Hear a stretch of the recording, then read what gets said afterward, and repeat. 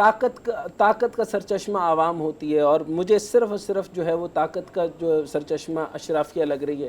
اور اسحاق ڈار صاحب نے یہ بات ثابت کر دی. جس وقت انہوں نے 180 کی آواز لگائی تھی، اس وقت سے مجھے آواز آ گئی تھی کہ سارے لوگوں نے ڈالر مارکیٹ میں بہا دینا ہے، اور اس کے بعد یہ سمگل ہونا ہے، اور اس کے بعد آپ جب سبسڈیز دینا بند کر دیتے ہیں، اور پھر اس کے بعد جب آپ جو ہے وہ شرح سود جب آپ کی بڑھ جاتی ہے، تو آپ یہ دیکھ لیں کہ اس کے بعد صرف سمگلنگ بڑھا کرتی ہے. اسی طریقے سے مس مینجمنٹ آپ کے ساری جگہوں پہ پھیل چکی ہے، اور آپ کے سارے جمہوری ادوار کے اندر آپ دیکھ لیں، ایک ریسرچ آپ کر کے دیکھ لیں کہ 1999 کے بعد سے سوائے مشرف صاحب کے دور کے فورن ڈائریکٹ انویسٹمنٹ آئی، اس کے اندر آپ کا جو ہے وہ جی ڈی پی ریشو جو ہے وہ تقریباً 7 سے 8 چلا گیا. آپ یہ دیکھیں گے کہ آپ کو جو ہے جو آپ کنٹینرز کے ایل سیز کے مسئلے کبھی نہیں آئے تھے، ساری دنیا کے اندر سے مال آ رہا تھا، امپورٹس آپ کی 100% سے زیادہ ہو رہی تھیں. اور آپ یہ دیکھیں کہ آج آپ نے امپورٹس روک دیں. آپ یہ دیکھیں کہ تاجران کے پاس سارا کا سارا مال جو ہے آپ کی جو چھوٹی مارکیٹس ہیں، آپ کا جو اعظم کلاتھ مارکیٹ ہو گئی، آپ کا باقی مارکیٹس ہو گئیں، اس کے علاوہ جو ہے باقی تاجران ہو گئے. پھر اس کے بعد چیمبر آف کامرس کے انڈر جو ہے لارج اسکیل مینوفیکچرنگ آتی ہے، اسمال اسکیل مینوفیکچرنگ آتی ہے، میڈیم سائز آتی ہے.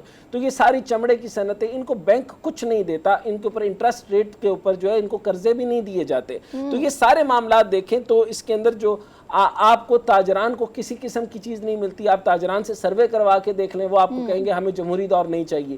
پھر اسی طریقے سے جو چیمبر آف کامرس کے لوگ ہیں، آپ ان سے دیکھیں گے کچھ معاملات ان کے ہوتے ہیں. آپ ادویات کو اگر دیکھ لیں تو 99% سے زیادہ جو ہے وہ ساری کی ساری جو کیمیکل ہے، اس کی انسولیشنز ہیں، ان کا جو پریزرویشنز ہیں، ان کو سنبھالنا ہے. ادویات ساری کا سارا ایک سٹور کے اندر میکسیمم 17,000 پروڈکٹس آتی ہیں. تو اب آپ یوں دیکھیں کہ تمام میڈیسنز کے اوپر جو ہے وہ چاہے وہ پی پی ایم اے ہو یا چاہے وہ ڈریپ ہو، چاہے وہ ساری چیزیں ہوں، مارکیٹ ریگولیرٹی جو ہے وہ خراب ہو کر رہ جاتی ہے. وہ صرف اور صرف جب وہ مینوفیکچرنگ ہی نہیں کر پائیں گے، لوکل مینوفیکچرنگ ہو نہیں رہی، کوئی پالیسی آپ نے وضع نہیں کی، حکومت کے لوگ ملنا نہیں چاہتے.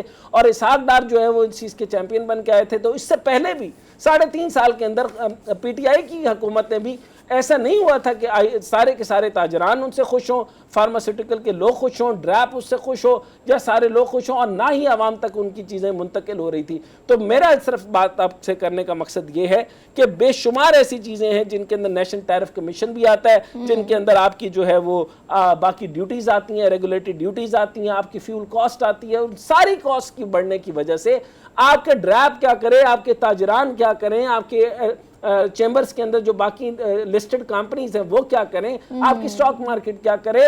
آپ جو کنٹینرز 12,000 کنٹینر آپ نے رکھ چھوڑے ہیں، اس کی ایل سی آپ اتنی اوپر کر کے چلے گئے ہیں. ڈالر کا آپ نے کیب ہٹا کر 330 کر دیا، اور ڈالر 400 کی آواز آ رہی ہے، 400 کی آواز. تو اس کے بعد آپ مجھے بتائیں کہ میں آپ کے لیے کیا کہوں. اور آگے آنے والے سے آپ ان سے ہی پوچھیں، آپ جو ہے وہ تاجران سے کے صدور سے پوچھیں، آپ چیمبر آف کامرس وغیرہ سے پوچھیں، آپ جو ہے وہ باقی جو فارما والے سے ان سے پوچھیں. ان لوگوں کی تکلیفیں تو سننے والا ہے کوئی نہیں. آپ سمپل اور سمپل یہ کہہ دیتے ہیں کہ یہاں پر بھتہ خوری ہو رہی ہے، یہاں پر جو کارٹلائزیشن ہے، یہاں پر جو ہے وہ خرد برد ہو رہی ہے، ذخیرہ اندوزی ہو رہی ہے. بھائی یہ ساری چیزیں جو ہے وہ حکومت اپنی جو ہے جو ول میں رہے.